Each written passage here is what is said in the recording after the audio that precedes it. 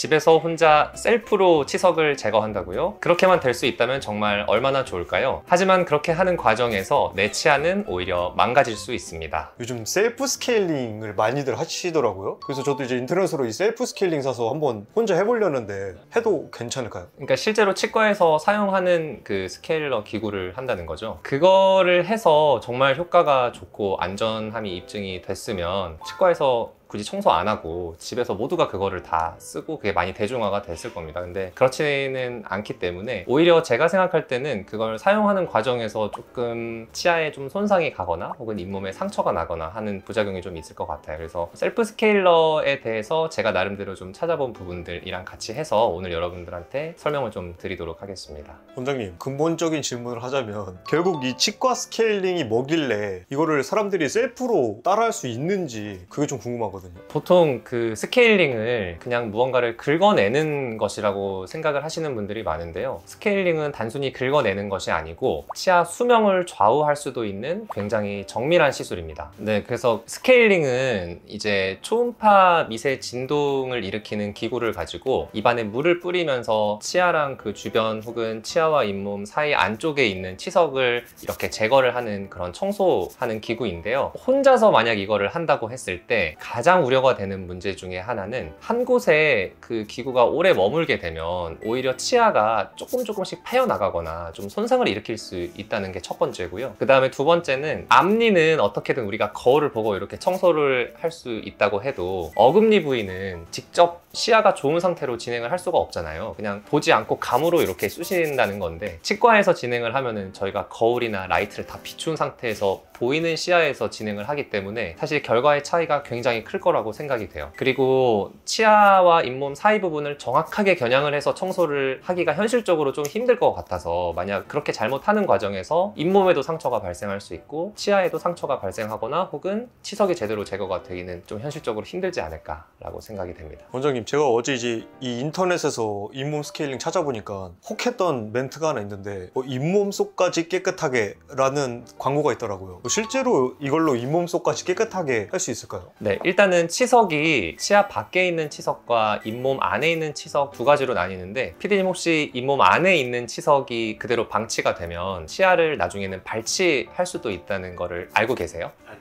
그래서 이 잇몸 안에 있는 치석을 치은 연하 치석이라고 보통 부르는데요. 이 부분은 눈에 보이는 부분이 아니기 때문에 환자분들이 그 중요성을 잘 인지를 못하는 경우가 많은 것 같아요. 그래서 여기가 제대로 제거가 안 되면 치아 뿌리를 움켜쥐고 있는 잇몸 뼈가 녹아내려가기 때문에 치아가 나중에는 갑자기 흔들흔들하거나 발치까지 이어지게 되는 경우가 실제로 치과에서 굉장히 많습니다. 그래서 안쪽을 제대로 제거를 해줘야 되는데 혼자서 셀프 스케일링 기구로 잇몸 안에 있는 치석을 깨끗하게 제거하는 것은 현실적으로 좀 불가능에 가깝다라고 생각을 하고 특히 어금니 쪽은 더 그렇죠. 어디에 치석이 있는지조차 모르는 경우가 많기 때문에 치과에서는 엑스레이를 부위별로 다 찍은 상태에서 딱 그 포인트를 짚어서 거기를 제거를 하는 것이기 때문에 훨씬 더 안전하고 효과가 좋고요. 반대로 얘기하면 혼자서 이 모든 것을 다 관리하는 것은 불가능하다. 저는 그렇게 생각합니다. 원장님, 사실 제가 이 셀프 스케일링 이거 살려는 게 치과 가기 또 귀찮고 받기도 무섭고 가서 돈 쓰는 것도 싫고 그래서 혼자 하려 했던 건데 이래도 괜찮은 건지. 혼자서 관리를 하다가 잘못돼서 그 치아를 잃게 될 수도 있습니다. 그래서 우리나라에서는 의료보험이 굉장히 잘 되어 있기 때문에 스케일링도 크게 비싸지 않은 비용으로 받을 수 있는 것으로 알고 있습니다. 그래서 굳이 혼자서 시간과 노력을 들여서 집에서 관리를 하다가 그쪽이 제대로 청소가 되지 않거나 나중에 잇몸에 상처가 나거나 혹은 치아에 균열이 생기거나 치아가 마모가 된다거나 하는 등의 부작용이 좀 생길 수 있을 것 같아요. 그렇게 되면은 치료비가 더 늘어납니다. 네, 제가 보기엔 그래요. 네, 그래서 그럴 바에야 그냥 조금 귀찮으시더라도 치과 한 번씩 방문하셔서 스케일링 받는 거 그렇게 시간 오래 걸리거나 비용이 많이 드는 게 아니니까요. 한 번씩 챙겨서 받아주시면 좋을 것 같아요. 원장님, 근데 사실 저도 이 셀프 스케일링 기기 살려는 게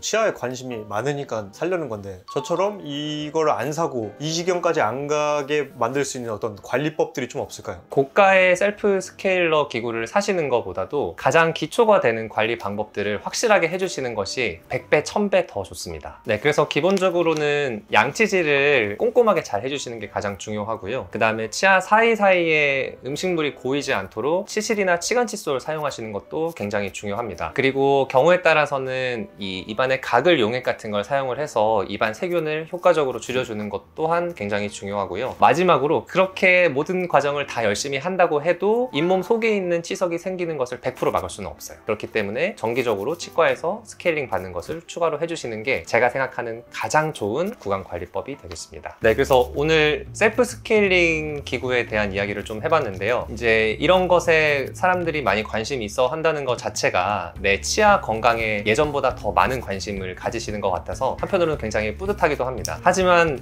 말씀드린 것처럼 오히려 그걸 사용하는 과정에서 여러 가지 부작용이나 잇몸이나 치아에 상처가 발생을 할 가능성이 굉장히 높기 때문에, 그리고 꼼꼼하게 잇몸 속에 있는 치석을 제거하기는 불가능하기 때문에 기본적인 관리들 열심히 해주시고 정기적으로 치과에서 청소하시는 것이 가장 좋은 방법이 되겠습니다. 네, 이상으로 건치악기론의 장원 원장이었습니다. 감사합니다.